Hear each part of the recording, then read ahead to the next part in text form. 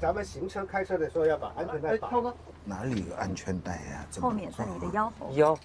腰，对，小点儿，记着扎安全带啊。哦，好。这个我是腰太粗了呢，还是怎么扣不上？腰太粗了，那可以扣不调。上啊。啊，行。诶，那我的呢？你是不是拉了我的线了？你的在这儿呢。啊，亲。好，来先发礼物，一人一个。这个叫做18子，这个是那个谢谢维琪姐在那个什么，昨天去的那个寺里面，灵最近非常灵隐火哦，你在灵隐寺啊？对，这个非常火，它叫做18子爆火，一串难求。哇哦然后我们昨天就强迫说我们都要了，没有了，我们就多买了几个。我得这么带着、啊。谢谢。带着嘛。哎，那这个它有什么就是祈福的寓意吗？它其实就是代表你的这个你在这个世间的所有嘛，六根嘛，你就觉得眼耳鼻舌身心。谢谢六根维琪姐清净，伟杰真是谢谢。亲善小姐，亲善大使不是亲善小姐，亲现在善只要听起来有一种我会拿上班的感觉，主持选美太多了，亲善小姐，请大家投票。对，最具文化气质奖。拜啊！对，我到哪儿拜？就是说这个在大乘佛教也讲得通的，就是说那个要礼敬一切，礼敬所有有人信仰的地方，我们不管你信还是不信，对吧？反正拜拜你尊重跟着礼敬，你尊重，这就像是你到人家任何一个国家，你尊重人家一下，我觉得这个特别好。因为佛教这个理论呢，确实在逻辑上啊，含容一切，万无一失。因为它有一个什么呢？叫示现，就是说观世音菩萨哈，叫应以什么身得度就现什么身啊，对，没错，就是说，他不管在任何地方，你什么对你归信他有好处，他就示现什么。你比如什么能让这个民族的人对你产生亲近感，你就示现，这叫方便，然后慢慢的引导他进来。所以你看，他有这么一个解释系统，就是他，所以你看，观世音菩萨在中国是女相，古印度的时候是胡子的那种胡子是男相，但实际呢，它既不是男也不是女，它是因应所在地区的因地制宜。你像咱们在西北，就当时的那个西域的人，他们心中的最什么形象，他就把观世音菩萨塑造成什么样，这个不违反的，因为就是说，确实就是塑造成你本民族的样子，这就叫应以什么身得度就现什么身，那就是他的化身。吴承恩《西游记》就是从这儿来的。孙悟空吹一根毫毛，唰一下子，那就是化身。然后孙悟空可以变化成各种各个。其实这个它是从佛理里来的，我觉得这个特别牛逼。就是你见谁，你看对吧？你像小点拍卖是吧？你跟各种各样客户打交道是吧？是。你就是见什么人说什么话。见什么说什么话没什么不好的，你就拉近他的应该的，就是你见他就示现一个样子，他喜欢的样子，确实是，对吧？感受到对方想听什么，或者他是一个什么状态，你就用相似的状态跟他聊天儿。哎，就对，就让他产生亲近，然后他就买你的东西。啊，那倒也没有这么强烈的目的，没有这么强烈的目的。对。因为其实你让这个目的性有点相处的过程当中，你让对方舒服了，其实你自己也舒服。所以他这个走火入魔也很容易，一念之差，这人就变成无比奸诈的人。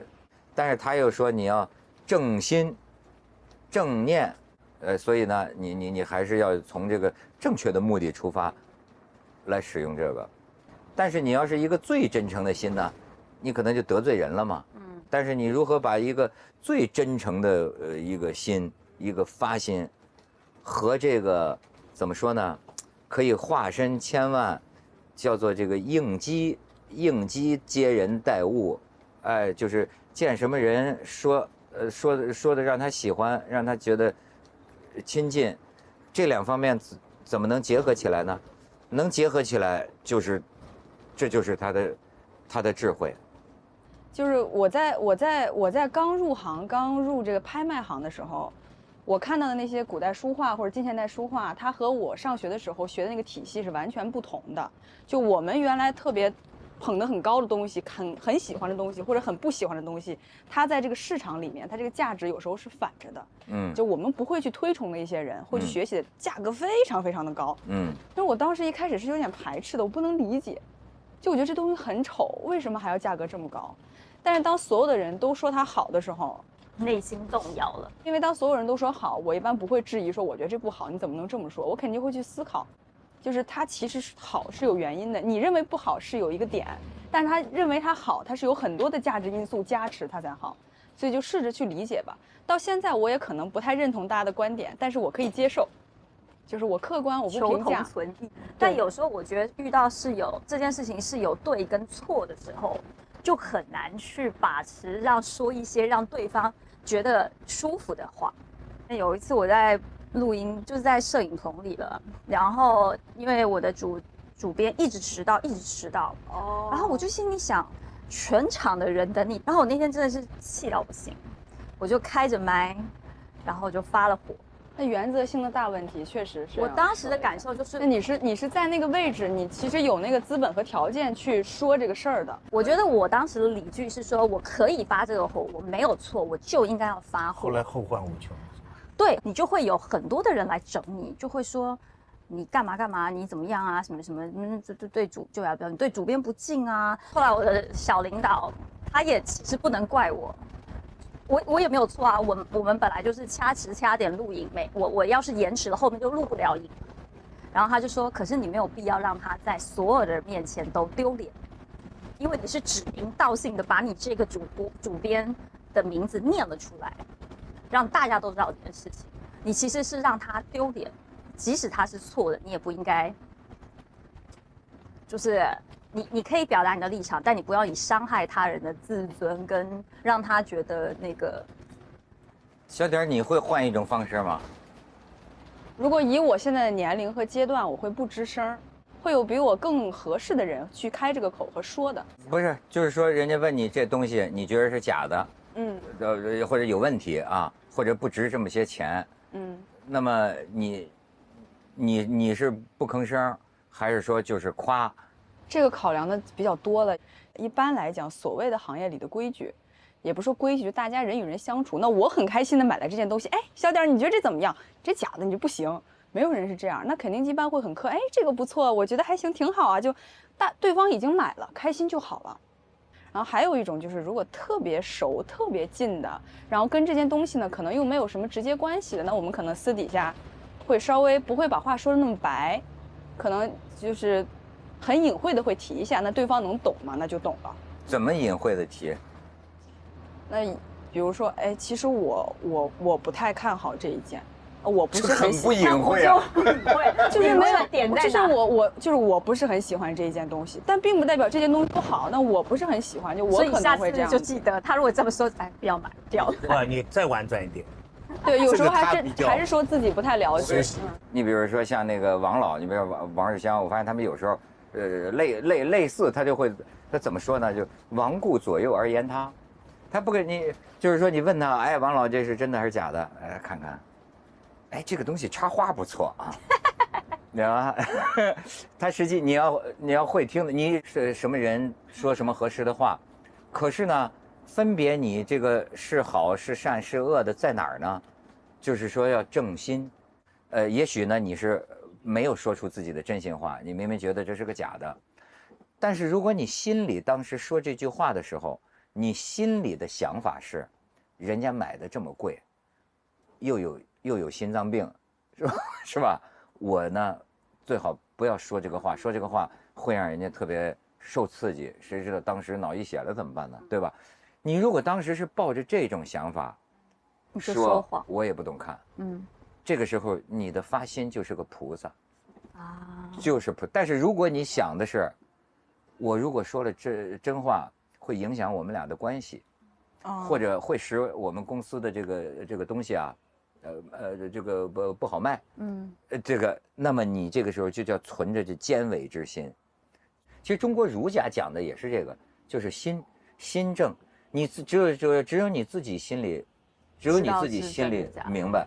就是那我想要请大家来正个心。我觉得很多在就是上班的人，特别是当 sales 的人，他一定会有一个非常痛苦的过程。如果要有这个菩萨心，比如说卖酒店房间好了，首先它很贵。然后呢，它可能就是它什么都贵，它可能这个你怎么又卖起酒店没有，我就房间了？假设嘛，假设我曾经在上班的时候就遇过这件事，就我每天回家觉得自己在诈骗集团上班，我是真的就有一段时间我好痛苦。你做过这个职业啊？我就也不是说我真的卖，而是说你去他的，你帮他做一个形象的一个代言。哦，代言啊，酒店形象。然后呢，你会参加一些他们的活动，你得说点好话，对吧？你又不能说坏话，那这个时候你要怎么说服自己？我不能说假话，我在卖这个产品，或者是我在卖这个形象的时候，我要怎么样去说真话？我真的觉得我刚开始我就跟人家说我在诈骗集团上班。不是，那职业好像广告吧，它又是另一种需要美化一点，是不是？就职业需要。跟我的所有做那个做 marketing 的朋友，我们都说我们下辈子应该在地狱吧，就在写广告案或就在想说我们刚去做宣传的时候，我们都下一句就说哦地狱见，我们用地狱见，帮我留个位置。所以啊，就在地狱嘛。所以啊，你知道就是有商业要按照最严格的道德标准来说，有些职业就是说假话的职业啊。他即便商业说不是诈骗，难免也会形容的美好一点。那最严格的道德标准，连这个也是说假话。对啊。那我怎么觉得伟杰姐没在说假话呢？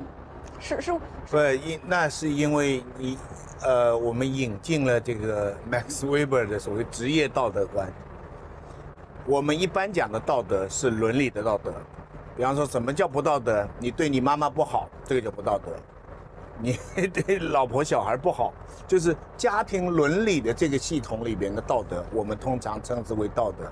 但是实际上呢，还有一个就是伦理道德，不是叫职业道德啊。那你作为一个推销员，你说就是说客观上的假话，你不相信，其实只要他不在法律上不犯法的话，你没有违反道德，你遵守他的职业道德，就是你心里过得去就行了。对，就我不违背我自己内心。就好比我看到一幅画，比如说您说人家给我看东西，或者来到这个艺展现场问你这件东西怎么样，那他确实可能有一些不好的地方，但他一定有好的地方啊。他也许画的不好，但他的装裱、它的来源、它的出版非常好，那就说它好的地方就好了，我觉得就可以了。这也是一个职业的需求。我们刚才讨论的这个话，要能讲通的话，那真禅宗啊，中国文化的要害啊，全在里面。理解了。为什么呢？为什么呢？全在里面，因为中国士大夫他有个很根深蒂固的矛盾嘛，就是修齐治平之前的正心诚意嘛。那就是怎么样叫正心诚意？有很多解不通啊。一个就是你要真诚，就是讲，其实中国儒家也是，你要真诚。但另外一方面，儒家重视的是人和人的关系。因为你发现就事论事，你要得罪人。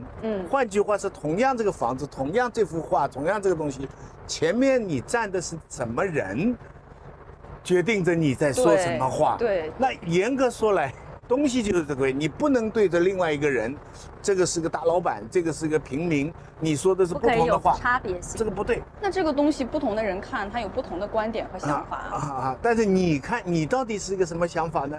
所以呢，就会有很自觉的调节系统。这个里边诀窍讲不清楚，每个人有每个人的应对方法。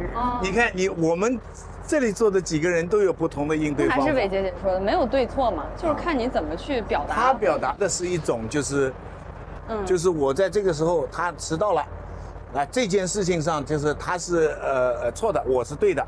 对。但人家跟你说的是，你对那个人是你的上级或者是同事，你对他不够尊重，你让他丢脸了，你没有给他面子。你看，讨论的都是你们的一个人事关系。他这里迟到几分钟，这个可能是你对，但是你破坏了你们的这个人事关系，就是大家都不舒服啊。其实他呢，没人教他，他就学会了，他就知道。那也不是的，那主要是经常能跟文涛老师、徐老师、老师相处。一般的规则我们都会，你讲的你实在是正心诚意，你说出来了，我这还不说呢。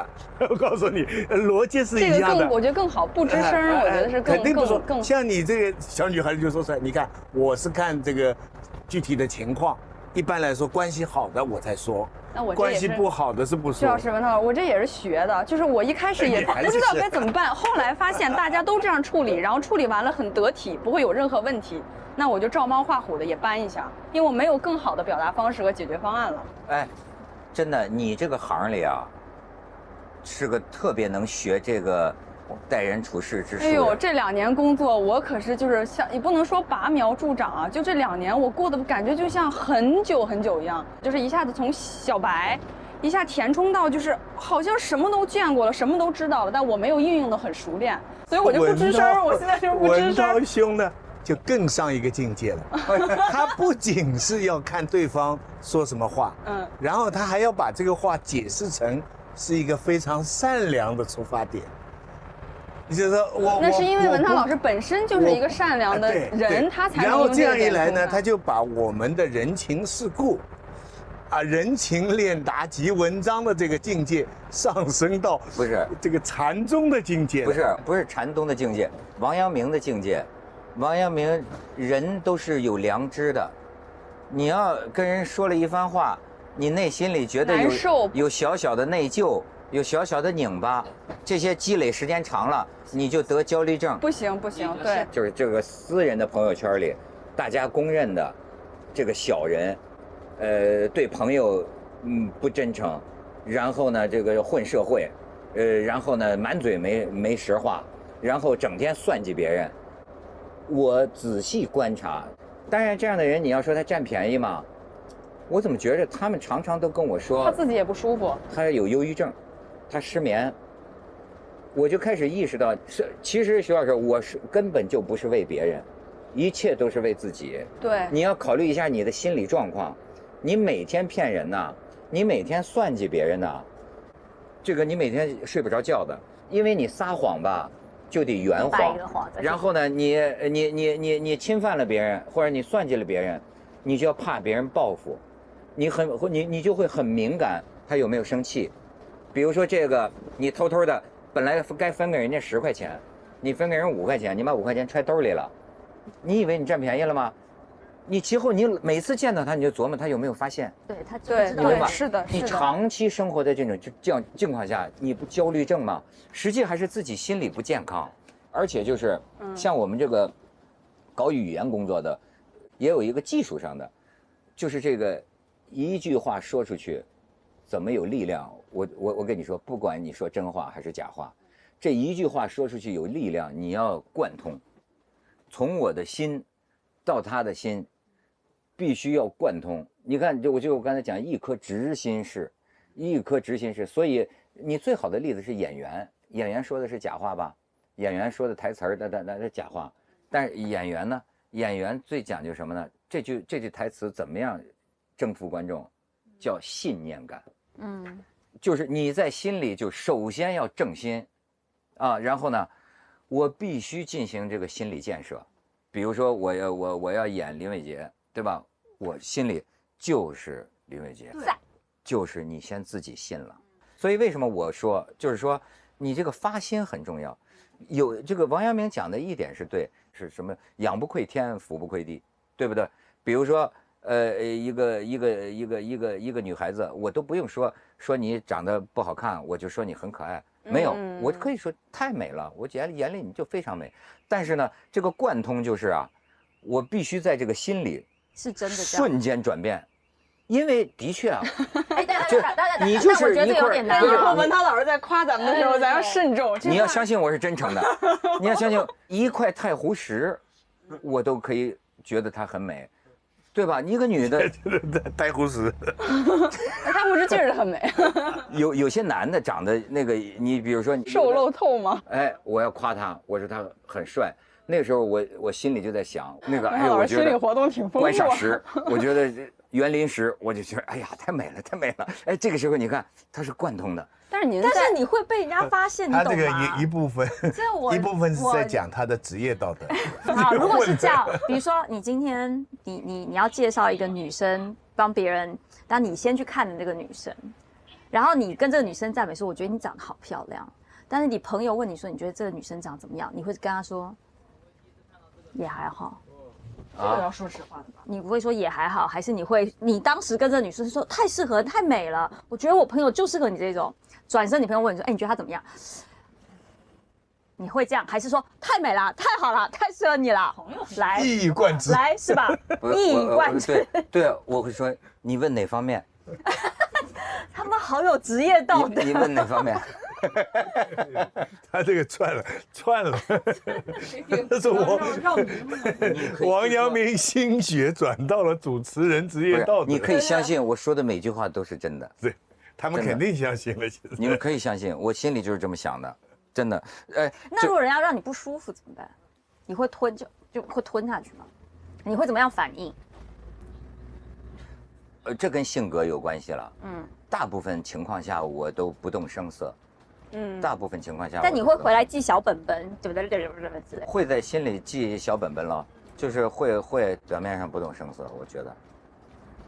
我也。因为我觉得你要干嘛呢？那你是要跟他冲突吗？但有些人就是很容易，就是我有时候会遇到，就是他这些有些开玩笑或什么，他其实是有点轻佻或者有点伤害你，他又觉得他这样伤害你是有趣的。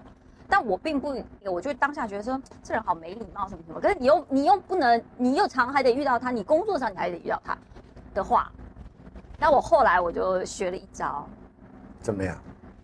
就是给他一个不失礼貌而尴尬的微笑，或者是就是怎么效法？告诉我们。就比如说，就比如说，我们要以后要学着点嘛。就比如说我。就比如说我很黑好了，我就是黑跟炭一样，然后，哎呦，你这是小麦色，我觉得很好看。谁说你没就是橄榄色。举例，可能每次看到他，你就说，哎，他就是你看他长得一副就耕田的，他长得一副就是他会觉得这样很有趣，他觉得你不在意，可是其实我可能还是部分在意，因为毕竟我可能因为这种话只有你自己能说，对，只有我自己能说，别人不能说。对，我后来会直接说。我会，所以你还弄到他最后的办法就是不是我会委婉的直接说，我会跟他说，我说我理解你觉得你这样跟我说，可是其实你这样说的时候，我其实没有很开心。那很好。对，我其实这样想，我不想帮你造口业。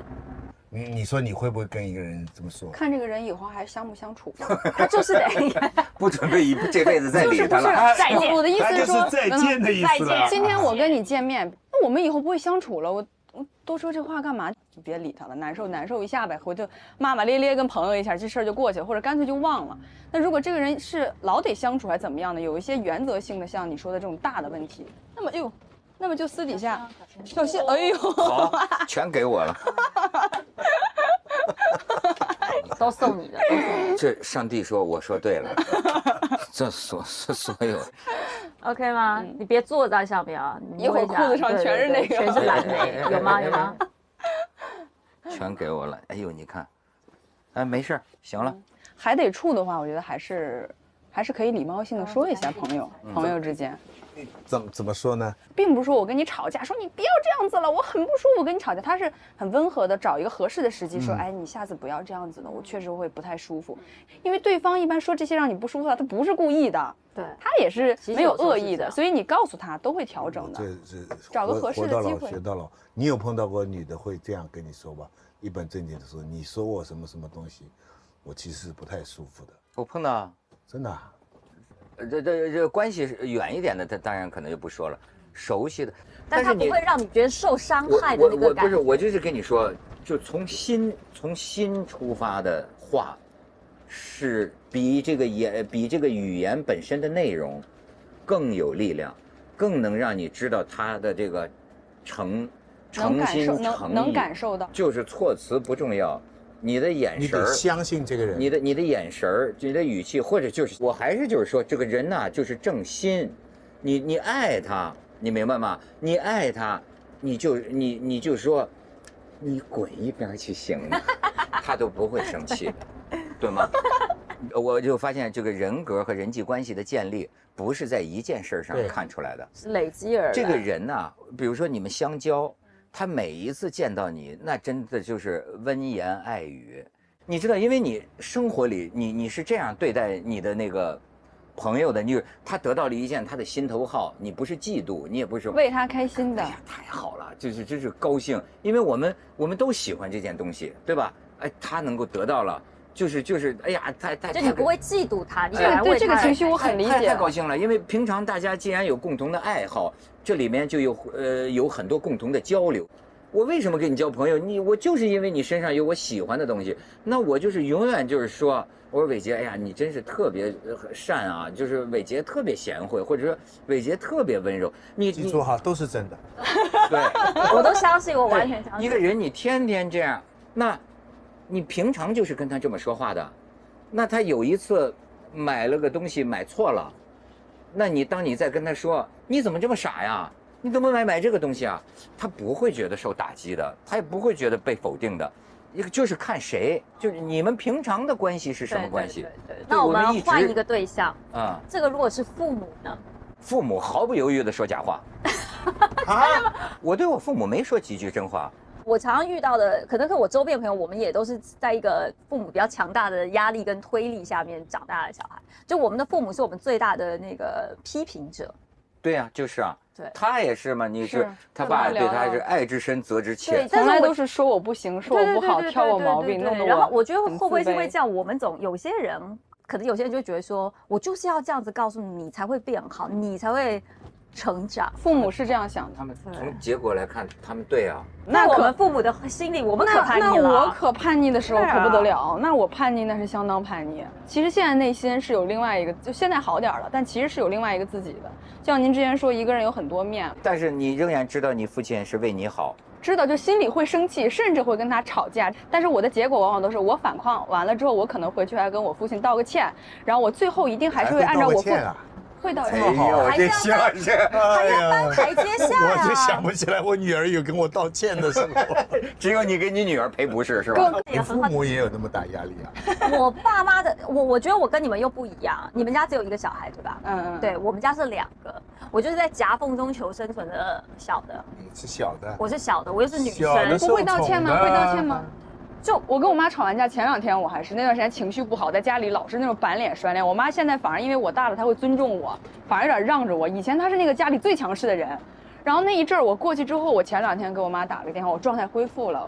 我说妈妈对不起啊，我说真的妈妈对不起，然后我妈就给我翻了个白眼儿那种的，那就过了对吧？其实我就说妈妈，我前段时间实在状态不好，我觉得我怎么能那样？但我当时那个状态是控制不住自己的，然后。我妈其实她一开始也还有点伤心，然后她会跟我跟我谈论这个事情，说不管你怎么样，父母呢其实不会真的责怪你，他都能接受。但是她跟我说，作为你的妈妈，你其实你要摆明你的身份，就你其实是一个女儿，你长大了，你可以有自己的思想和相处方式，但是你不能把在外面的那种情绪和方式用来对待你的母亲，这样是不好的。她会这么跟我讲，但我可能下次还会这样子，但是。至少我们2个能让我感觉到，对他会原谅我，所以这才是跟父母之间最特殊的一种。这话题是从他职场上有时候怎么样说假话啊，职业道德，然后就发展到他的说朋友之间一定要说真话，话题的再发展下来就是父母亲说的都是假话，但我有时候会这样，但是真情。我讲话你就是那你就我很好啊，对啊。这就是假话呀，跟父母讲，那你肯定要这么讲。伟杰呢？你说你父亲是怎么对待你？其实我父母是我是妈妈非常强势的那种。那我们是一样。我从小被我妈揍着大的那个。啊，你妈妈揍我娘揍我，那个简直就是。揍到多大？揍到。最后一次还记得吗？最后一次啊，我记得还很清楚。我告诉你，我们真的有一次是，就也不是说真的揍，而是我妈就是一个。我妈就是一个东北女汉子，我妈这个时候就脾气就是一个东北妞那种，北方虎妞，就是我妈是那种火上来，她会把东西丢过去的那种，跟我妈一样。就而且那时候我已经很大，我都出来工作了，她还是会这样跟你发脾气。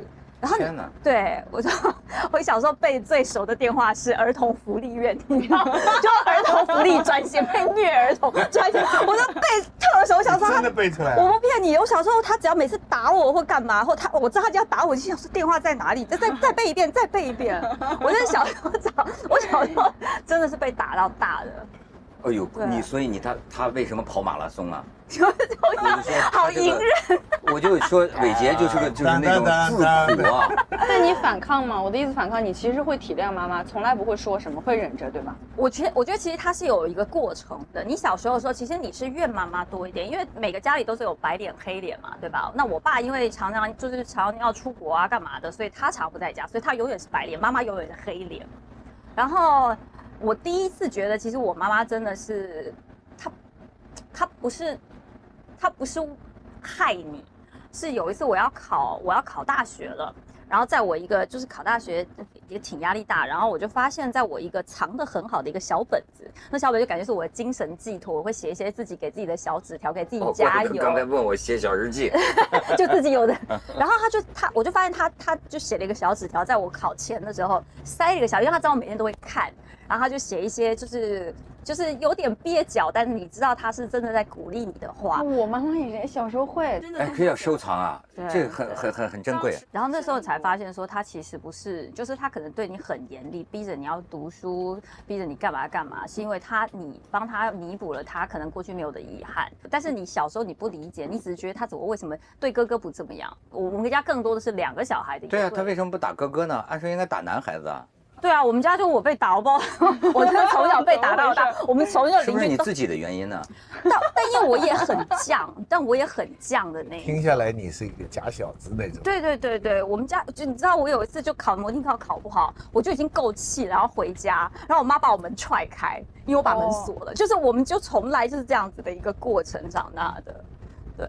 然后可能就我觉得后来比较好，是因为我们有所距离，因为我可能就常年都在外啊或什么之类，就他偶尔现在传讯息给你的时候还挺客气的，但是他永远，我记得当时还在香港的时候，就有一点我一直无法理解，就比如说看我的节目或什么时候，他永远会说李伟杰你胖，